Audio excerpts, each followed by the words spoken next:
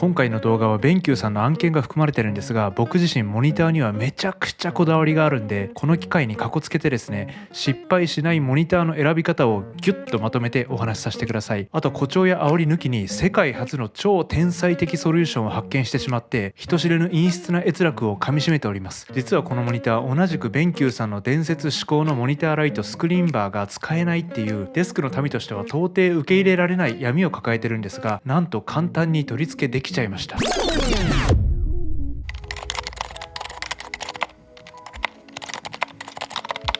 はい、理想の書斎作りです。今日もデスクお疲れ様でございます。今回は理想の書斎作り流デスクワーク用ウルトラワイドモニターの選び方と 37.5 インチ最新ワイドモニターのBenQ EW3880R って実際どうなのをお話しします。先に結論ですが、この動画で七面倒くさいモニター選びが余裕のよっちゃんになれます。肝心の EW3880R ですが、仕事の生産性アップがメインだけど息抜きに映画とかも楽しみたい、信頼できるメーカーのものを使いたい、とはいえ高すぎない妥当な価格でお願いしますという方にとってベストな選択肢と思ってます。スクリーンバー取り付け方法も後半で詳しくご説明します。概要欄に目次も載せてますので、気になるところからご覧いただいても OK です。ちなみに今回BenQさんから製品貸し出しを受けてますが、動画の内容への干渉は一切受けておりません。昔自分で初めて買った思い出深いモニターもBenQさんのものでしたし、スクリーンバーは本当に素晴らしいプロダクトだと思ってますし、この EW3880R は自分が使っていた映像さんのウルトラワイドモニターとサイズとか特徴とか酷似してる度胸合アイテムなんで、もともとすごく気になってたんです。ということで独断と偏見とリビドをたっぷりに忖度ゼロでお話ししていきます。まずはモニター選びの勘どころについてです。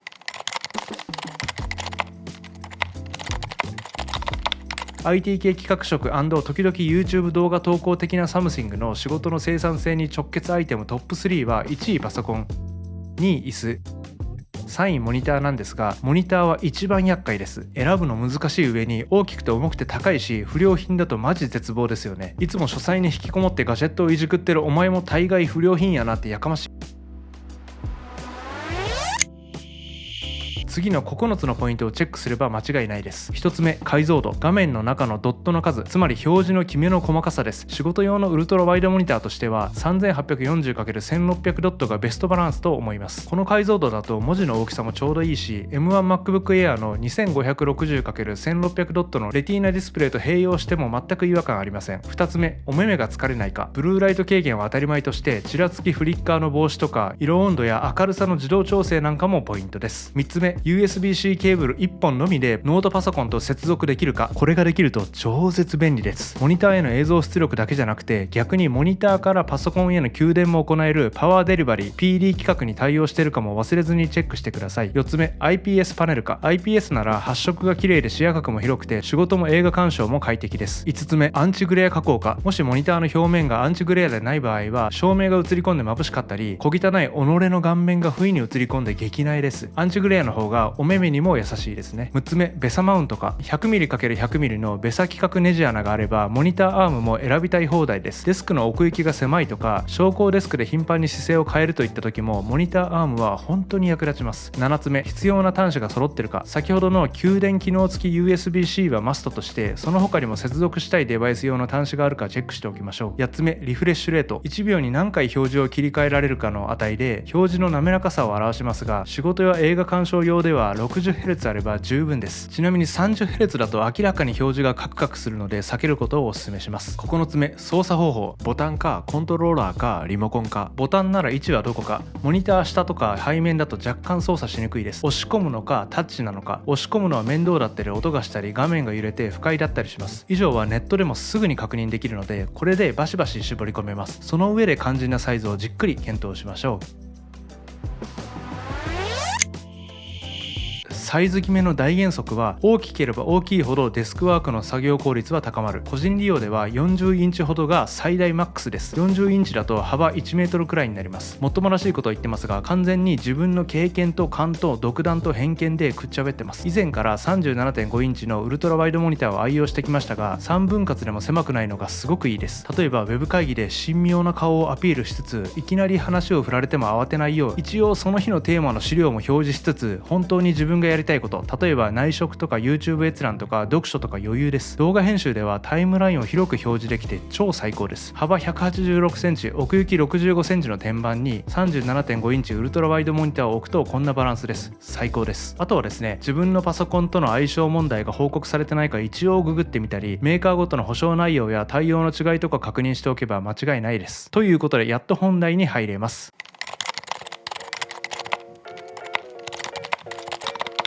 EW3880R の基本スペックはこんな感じです。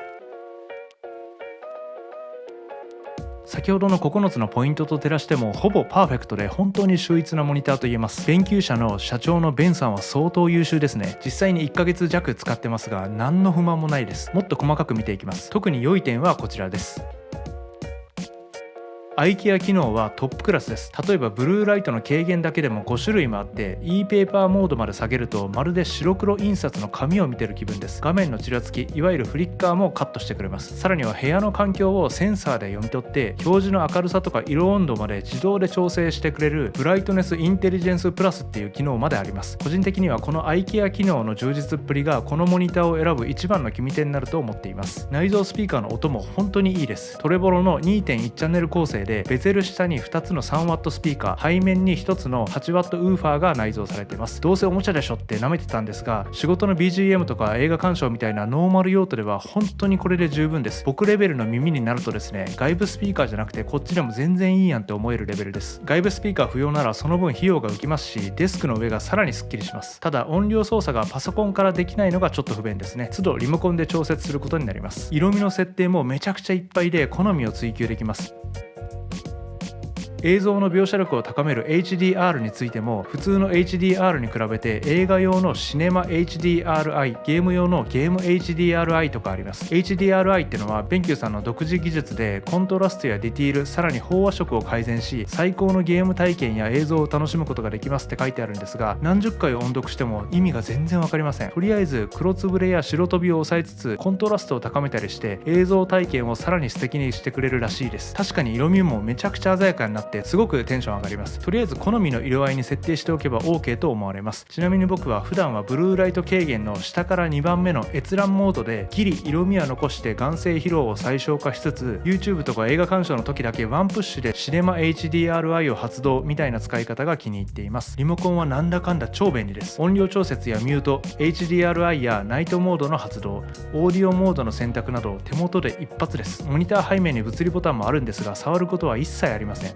LED インジケーターがオフれるので部屋を暗くして映画を見るときなんかも邪魔になりません。あと邪魔くさい AC アダプターがなくて電源ケーブルしか入ってないのもナイスです。それでは今からお待ちかねのデメリットを徹底的に暴露していきます。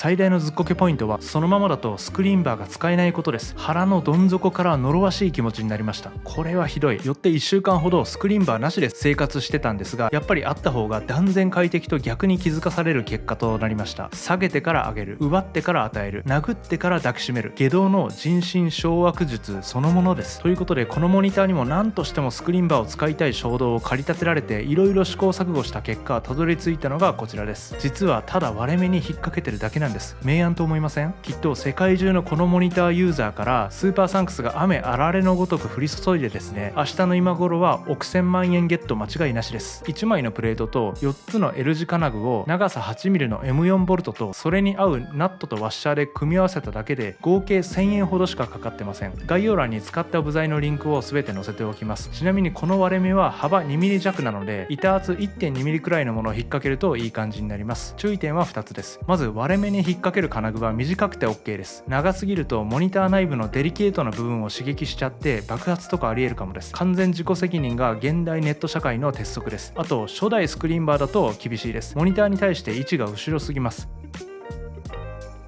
最新のスクリーンバーハローだけに付属している湾曲モニター用アタッチメントが必要になります。その他の気になる点にも触れておきます。 USB-C ケーブルは 1m しかないのでデスクの大きさやパソコンの位置によっては届かないことがありえます。長いケーブルに変えようにも USB-C は見た目が一緒でも規格が全然違ったりします。映像出力できてかつ PD 充電できるケーブルを選びましょう。安いケーブルもいろいろ売ってるのでとりあえずダメ元で試すのもありですし、あるいはかなりお値段張るんですが初めから信頼できる有名どころ、例えばベルキンさんとかカルディジットカルディジットさんとかのサンダーボルト4ケーブルとかを指向停止で用意するのもありとは思います。サンダーボルト4なら介護完成があるので何にでも使えるはずですし、逆にさらに強いドッキングステーションみたいな別の機器を追加するときにもゴリゴリ活躍してくれます。USB-C でのパワーデリバリー充電が 60W は少し弱いです。今自分が使っている M1MacBook Air なら 30W 充電で十分なんで全く問題ないんですが、例えば最新 MacBook Pro 14インチでは 96W、16インチでは 140W くらいの充電パワーが理想なんで、動画編集など負荷の大きな作業を行うときはパワー不足になるかもです。完全に余計なお世話かもしれませんが、デザインも好みが分かれそうです。全体的に分厚くてベゼルもスピーカーがある分太めなんで、人によってはやぼったいと感じるかもです。あとはこの社名とロゴ、デル LG 映像などのシュッとしたイメージと比べてどうしてもダサいですよね。デメリットは以上です。デザイン以外は全て解決できますし、同サイズのモニターで比較するとコスパもすごくいいので、デスクワーク作業用として本当に今一番おすすめできるウルトラワイドモニターだと思います。ベンキューさんの製品は僕も昔から色々使ってて一度も問題とかないですし、名前やロゴがちょっとダサいのでとても信頼できるメーカーさんだと思っています。